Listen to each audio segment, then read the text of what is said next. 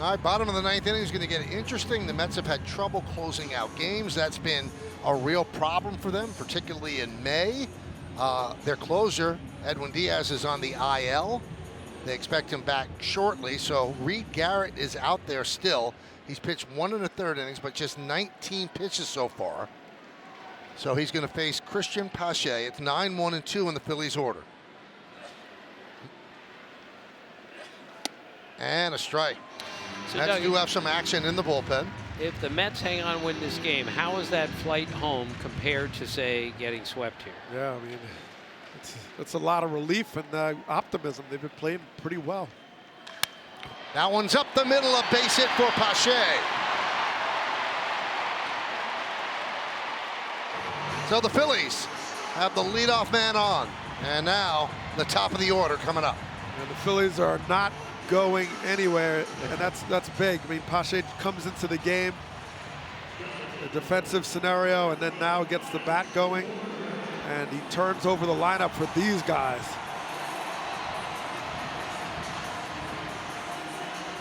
So here is Kyle Schwarber, 2 for 3 with a walk. Struck out his last time up. Pitch outside from Garrett. Without Diaz, the Mets truly don't have a real closer at this point. Carlos Mendoza has to piece it together, match up, game by game.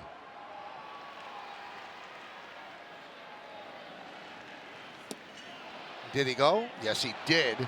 1-1.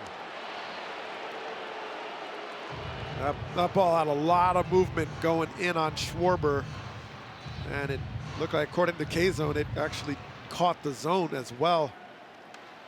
Good movement. 1-1. Popped up on the left side. Iglesias, a long run. He will make the play. Round number 1. Yeah, just good pitches by Garrett. I mean, really tough pitches. He went with the slider in, really sweeper action in, and then he goes away, takes a little bit off it for the split. And these are tough pitches where he was able to locate them. Drew Smith is up for the Mets just in case. And here is Real Muto.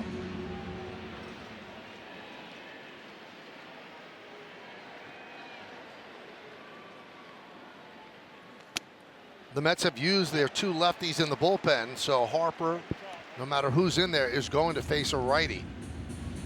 And we will see Harper unless there's a game-ending double play off the bat of Real Muto. Grounded foul.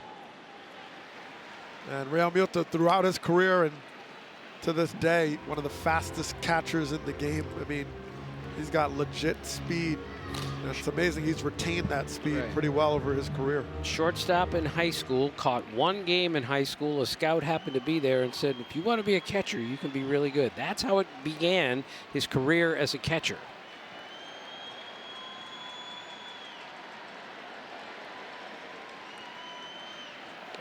And he gets hit. A big hit by pitch. And now the tying runs are on base. And Bryce Harper coming to the plate. Well, the nightmare is now switching over to the Mets here. And Harper, who thrives in these moments, has a chance to change this game. Not only change it, but win it with 1 swing of the bat. Doug, when you've lost enough games like the Mets have late like this, and now you're here, what's the prevailing thought among everyone? I mean, you don't want that, oh, here we go again, but it's hard not to get in that mode if you're not careful. Drew Smith coming on to face Bryce Harper. The game is on the line, bottom of the 9th. Everybody on both teams has really enjoyed this London series. Perhaps none more so than Bryce Harper. He has embraced it. He has reveled in it. He had a big home run yesterday, a soccer celebration, and now he comes up with a chance to be a hero against Drew Smith.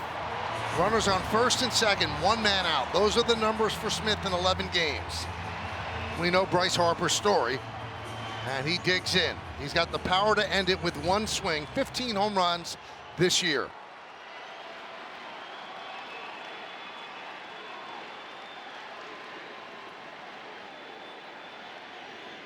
And Smith deals.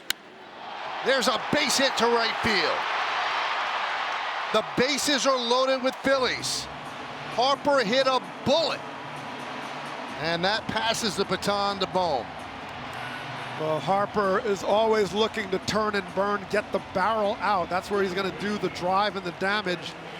And this ball is elevated, and he gets a great swing, 107 miles an hour off the bat. He just didn't get the launch angle he was looking for, but he did enough to get the runners moving up another 90 feet. Bohm has 5 at-bats against Drew Smith. He's 0 for 5. Bases loaded. Mets back, looking for the double play to end the game. And there's the strike. But Smith has an unusual delivery where he just kind of sticks his glove straight up in the air. It's a little deceptive as a hitter, agree? Yeah, you wonder like what you're looking for. You're looking for that release point.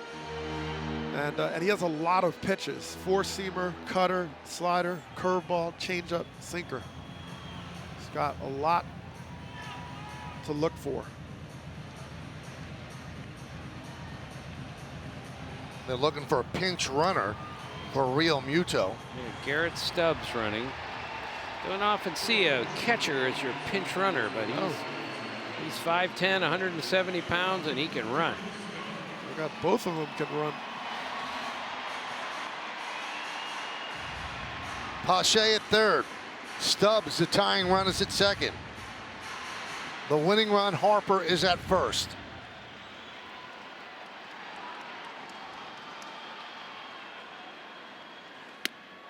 One and one. And Bohm has been big all year, runners in scoring position. I mean, he's driven in tons of runs, sitting consistently near or at the leaderboard top. Whoa, inside. 2-1, up and in. 6 homers, 50 RBIs for Bohm this year. Today's day and age, you know, you hit 12 homers and have 24 RBIs. This guy drives in runs without necessarily hitting the ball out of the ballpark. 2-1 count. Bottom of the 9th inning. Mets up by 2. Just missed inside. 3-1. But I think this is another key to what Bohm is doing now. He's not chasing as much. You know, he's not getting too big and like, all right, I want to see that pitch in and I'm just looking for it. He's zoning up and zoning in. And he walks in a run. Mets 6, Phillies 5. Bases still loaded. Here comes Castellanos.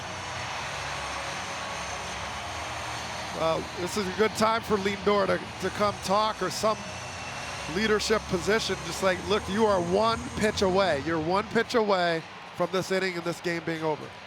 If you get it on the ground, make the pitch, execute the pitch, because you get caught up in, you know, what the worst case scenario is. The best case scenario can happen a lot of different ways. As a pitcher, you have the lead and you have the ability to make the pitch you need to get outs. Meeting on the mound with the pitching coach, Jeremy Hefner.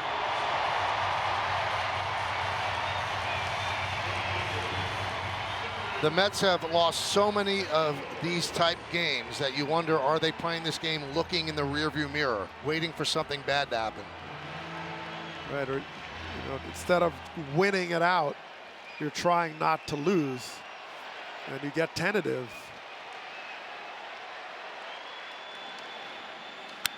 Fouled away.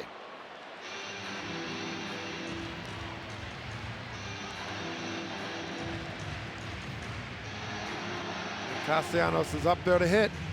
As always, first pitch swinging. Even though the pitcher's had a little trouble with his command, saw a pitch he get hit and just missed it. 0-2. You saw that graphic. Terrible start for Castellanos, but May and June, he's more like the player that he has been in the past. Big moment for him and the Phillies. One team's flight back to the States is going to feel a lot shorter by the way this turns out. The 0-2. Fouled it back to the screen. And that was a defensive hack. He Yeah, but that's good. He's like, all right, let me shorten up a little bit. I'm looking for some elevation. I can hit it in the air and do something with it, get a sac fly, anything. But he slowed his swing down just to get contact.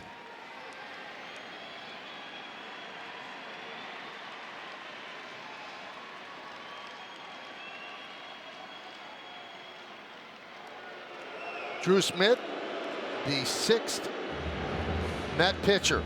Quintana, Young, Nunez, Diekman, Garrett, and now Smith to try to close it out and hold off the Phillies. Slow roller in front of the plate. There's one. There's two, and the Mets win. The Mets hold on and win 6-5. What a play by Torrens as he turns a 2-3 double play to end it. Wow, what a great play. And, you know, he had to do it all on his own. He had to be able to get there, get back, and get in a position to throw, but didn't have time to set the angle where you might hit the runner in the back. So he had to make the accurate throw and rely on Alonso to get the scoop on there. Michael, how many times have we seen a 2-3 double play like that anytime, but in this case to win the game? I mean, it's hard to do, and because it has to be right in front of the plate, but he still had to take a step. Watch how he has to go back, step on it, and then turn and throw, and he's angling his body so he doesn't hit Castellanos. I mean, this is a great play. Castellanos now with the running lane rules, he can run inside fair territory, so that ball had to be accurate and off of a very difficult body position that he had to contort himself in to make the force at home. Amazing finish to a really interesting game. Torrens looked like he was in a little bit of pain too. Might have turned his ankle when he went back to step on the plate.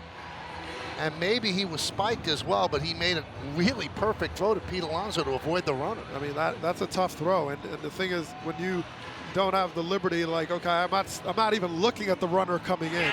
So he wore it, and he made the play.